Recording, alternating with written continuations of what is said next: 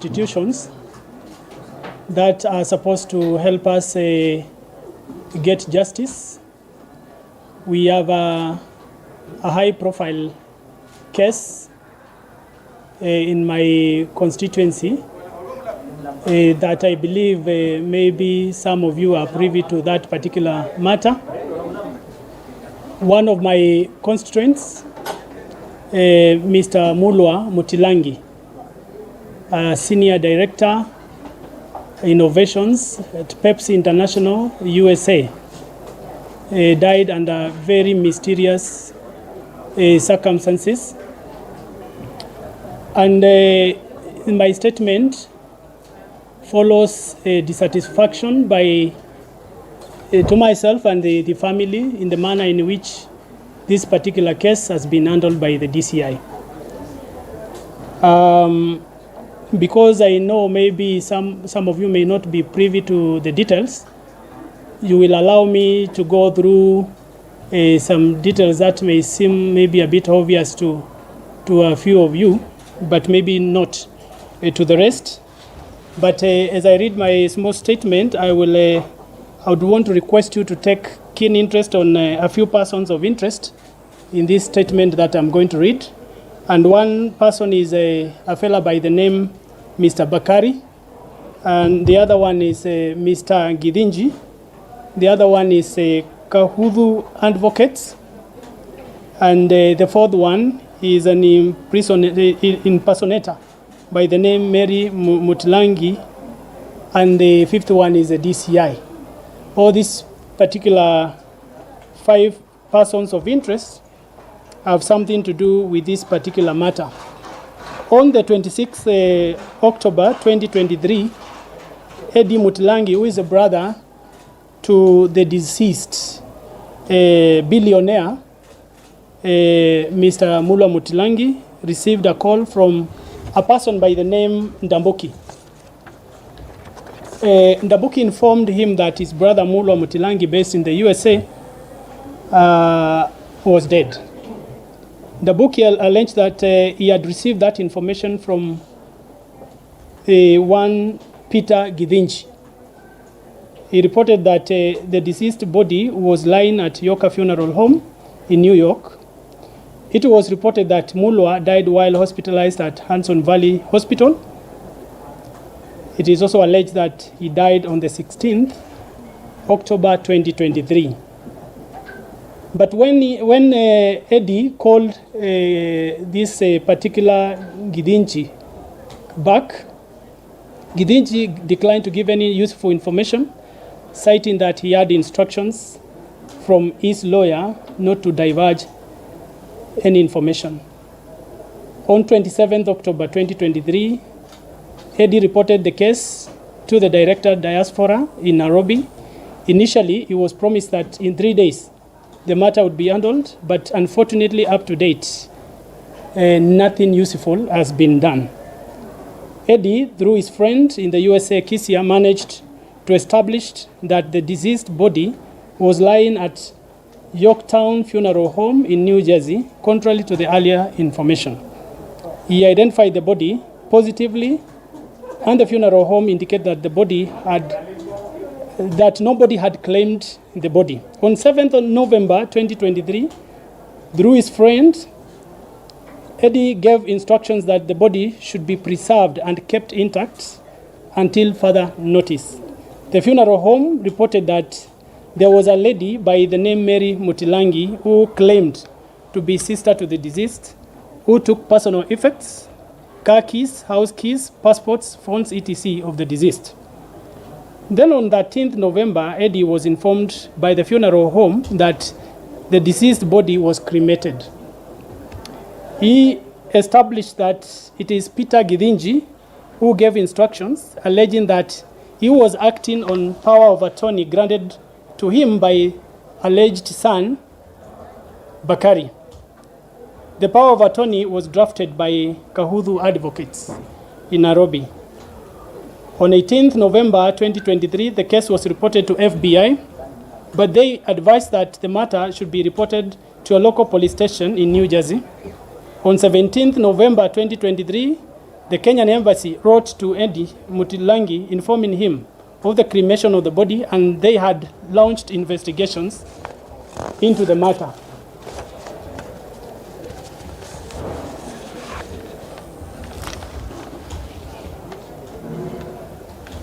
So Eddie has talked to the HR department where Mutilangi was working, that is Pepsi, and he gathered that Bakari and Githiji and blocked any form of inquiry in regard to estate and benefits of the late Mulwa Mutilangi.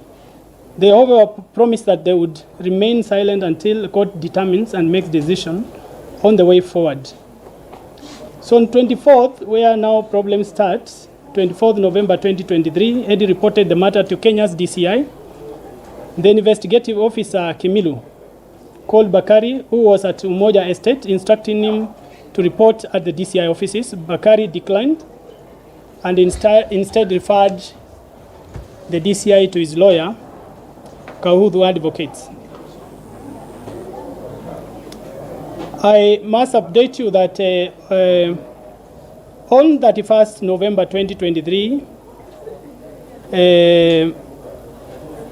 through Eddie's lawyer, Mr. Mutemu, there has been a number of developments where the family has gotten the custody of the death certificate, and they've also in possession of the power of attorney that was used to take for the cremation. It is worth noting that Eddie's power of attorney, the lawyer has given instructions to the funeral home to preserve the deceased ashes until further notice. So we have particular issues of interest. We have Bakari, a person who alleged to be Mulwa Mutilangi's son, who has been, the family reported since last year, and only recently, the other day, just about a week, until there was intervention from the Interpol, that this Bakari was arrested. Now, after the arrest of Bakari, it turns out that Bakari says he's no longer the son to Mutilangi. Now, a lawyer, Kahudhu, gave power of attorney to a person who is not even a son, and the family is here in Kenya very much alive. There is a person of interest who is the DCI handling this particular case, Mr. Kimilu, who arrested the said advocate and released this advocate through a cash bail without having this person taken to court. It is also of interest that we have discovered that the lawyer, Kahudhu, is actually a cousin to Githinji. So we have a situation where a son, a person who is not a son, claims somebody gets to a lawyer who is also a friend of theirs through a Githinji, who is not related to the family at all. And these three people come together, do a cremation of a body, and the DCI has remained largely silent about this particular matter. This particular Githinji, again, it took the effort of, like I said, the Interpol to request the arrest of Bakari and the Kahudhu advocates. Yet our very, very own DCI has not taken initiative to know the whereabouts of this Peter Githinji. And therefore we have these few issues of interest. One, Mr. Bakari, who obtained power of attorney to cremate late Mulwa Mutilangi, claiming to be Mutilangi's son, and now since confessed not being Mutilangi's son. Two, Mr. Githinji, who is not related in any way to Mutilangi, paid from his own pocket for cremation without any post-mortem of the late billionaire Mulwa Mutilangi. Kahudhu advocates issued power of attorney to Mr. Bakari, who is not in any way related to Mutilangi, when Mutilangi has brothers and sisters here in the country. The DCI officer, Mr. Kimilu, who is investigating this particular matter, has been frustrating the family. And in one particular day, they complained that actually the matter, as a member of parliament, had been informed of this particular issue. The DCI officer, Kimilu, assisted the release of Kahudu advocates immediately after arrest last Wednesday through a police cash bail instead of having him arraigned in court. Had promised that they would take him to court on Friday, which never happened, and since then not been even picking calls from the family. It turns out that Kahudu advocate's lawyer is cousin to Githinji. It took the DCI months to arrest Bakari after the family reported this particular case, after the intervention by the Interpol. Number 8, with the glaring evidence that shows a motive for murder, the DCI has preferred very weak charges against Bakari. I know some of you have even gone to court. You've listened to the charges that have been preferred against this fella. It's clearly that the DCI wants to destroy this particular case. And no action has been taken on Mr. Githinji yet, the stranger who oversaw the cremation of Mulwa Mutilangi. And therefore, we strongly believe that Mulwa Mutilangi was murdered by people who were after his property worth billions. And Mr. Bakari, Mr. Githinji, and Kahudu advocates played a major role in the murder. And the DCI, starting with the investigative officer, Mr. Kimilu, has been compromised to cover up this particular murder. I therefore, on behalf of Mutilangi's family, one demand a different DCI officer be immediately assigned to deal with Mutilangi's case in place of one Mr. Kimilu. Number 2, an investigation be conducted on the DCI officer, Kimilu, on the role he has been playing to potentially conceal crime for personal gains. 3, demand a thorough investigation on this particular matter be conducted and all culprits brought to book. Number 4, I request the Ministry of Foreign Affairs to urgently facilitate one Mr. Andy Mutilangi, brother to Mulwa Mutilangi, to be facilitated to obtain visa to travel to the USA and retrieve the ashes of their late brother so that they can give him a decent burial in line with Kamba traditions. You must know it is one thing to lose a person. It is another thing not to be able to even give a decent burial to your person, because this person was burned to ashes by strangers, and instead of the DCI trying to assist the family, they are obviously taking bribes to try to cover up this. Even a class 1 pupil can see a motive here.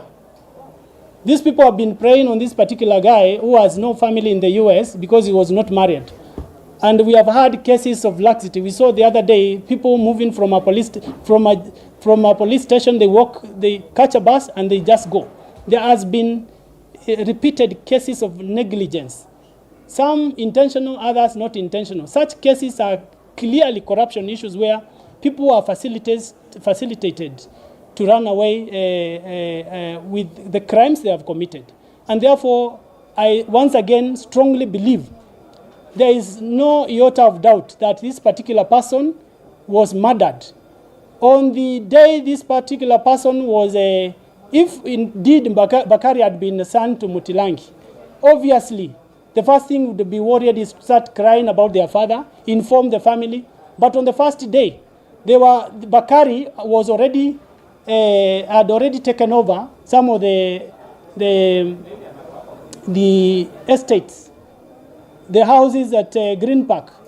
The guy was already sleeping there, and therefore clearly there is a motive.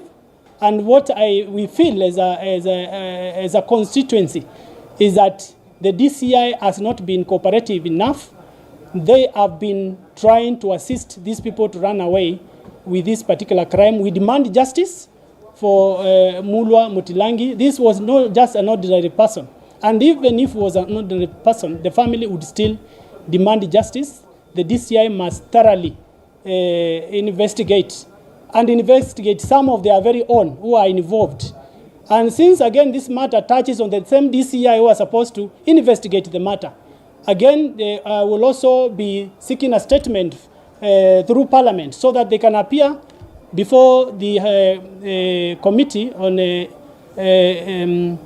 in the committee interior, so that they can also be able to give account of the omissions that they have been doing on this particular case. Thank you very much.